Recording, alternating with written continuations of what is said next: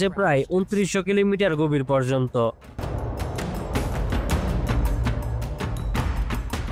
এই স্তরে মানুষ কখনো পৌঁছাতে পারেনি। তবে ভূমিকম্পের কম্পন এবং তরঙ্গ বিশ্লেষণ করে বিজ্ঞানীরা অনেক কিছু জানতে পেরেছেন। ২০১৪ সালে ঘটে এক অবিশ্বাস্য ঘটনা। আমেরিকা ও কানাডার গবেষকরা আবিষ্কার করেন একটি বিরল খনিজ রিংউডাইট। এই খনিজটি মেন্টলের এক গভীর অঞ্চল থেকে উঠে এসেছিল। আর সবচেয়ে আশ্চর্যের ব্যাপার ছিল, এই রিংউডাইটের ভেতরে ছিল পানি। কোনো ঝর্ণা বা লেকের পানি নয়, বরং এক একটা খনিজ কণার ভেতরে মলিকিউলার স্তরে থাকা পানি। এখন প্রশ্ন হলো, এত নিচে কিভাবে পানি পৌঁছালো?